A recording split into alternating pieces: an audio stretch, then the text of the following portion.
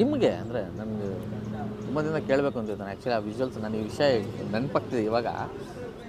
ಅಂಬೇಡ್ಕರ್ ಅವರ ಸಿದ್ಧಾಂತಗಳು ಮತ್ತು ನಿಮ್ಮ ಮೇಲೆ ಅದು ಬೀರಿರುವಂಥ ಪ್ರಭಾವ ಅಂದರೆ ಅವಾಗವಾಗ ನನಗೆ ಅನಿಸುತ್ತೆ, ಸುಮಾರು ಸತಿ ನಾವು ಮಾತಾಡಿದ್ದೀವಿ ಕೂಡ, ಭೀಮಾ ಅಂತ ಟೈಟ್ಲ್ ಇಡೋದಕ್ಕೂ ಇದೆಲ್ಲ ಏನಾದರೂ ಕನೆಕ್ಷನ್ ಇದೆಯಾ ಅಂತ. ಆನೆಸ್ಟ್ಲಿ ಹೇಳ್ಬೇಕಾದ್ರೆ ನೋಡು, ಬಾಬಾ ಸಾಹೇಬ್ ಅಂಬೇಡ್ಕರ್ನ ಕೂದಲ ನಿಂತ್ಕೊಂಡ್ಬಿಡತ್ತೆ ನೋಡು. ನೋಡಿ ಹೆಂಗೆ ನನಗೆ ಜುಮ್ ಅಂತ ನಿಂತ್ಕೊಂಡ್ಬಿಡತ್ತೆ. ನಾನು ಅವ್ರ ಬಗ್ಗೆ ಚಿಕ್ಕ ಚಿಕ್ಕದಾಗಿ ಅವ್ರ ಬಗ್ಗೆ ಅಪಾರವಾದ ರೆಸ್ಪೆಕ್ಟ್ ನನಗೆ. ನನ್ನ ಚಿಕ್ಕ ವಯಸ್ಸಿಂದನೂ ಹೊಡೆದಾಡಿರೋದು ಸಮಾನತೆಗೆ. ನಾನು ಯಾವಾಗಲೂ ಎಲ್ಲೇ ನಮ್ಮ ಹುಡುಗರಲ್ಲೂ ಅಷ್ಟೇ ಯಾವಾಗಲೂ ಹೇಳ್ತೀನಿ, ನಾವೆಲ್ಲ ಒಂದೇ ಸಮ ಇರಬೇಕು, ಸಮಾನತೆ ಇರಬೇಕು.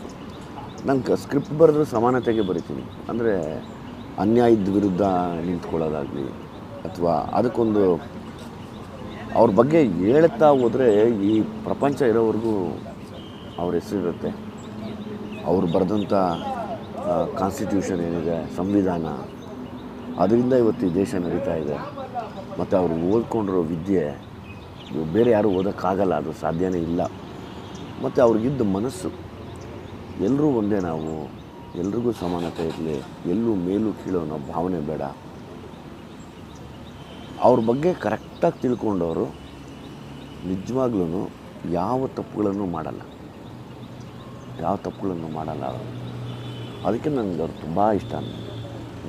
ನನಗೆ ಅವ್ರ ಹೆಸರು ಹೇಳಿದ್ರೆ ಮೈ ಜುಮ್ ಅಂತ ಇರುತ್ತೆ. ಒಂದು ಸರಿ ಯಾರನ್ನ ಜೈ ಭೀಮ್ ಅಂದ್ಬಿಟ್ರೆ ಸಾಕು, ನಾನು ಜೈ ಭೀಮ್ ಅಂದ್ಬಿಟ್ಟು ಹೋಗ್ತೀನಿ. ಇಲ್ಲ ಅಂದರೆ ರೀಸೆಂಟ್ ಟೈಮ್ಸಲ್ಲಿ ಅಂದರೆ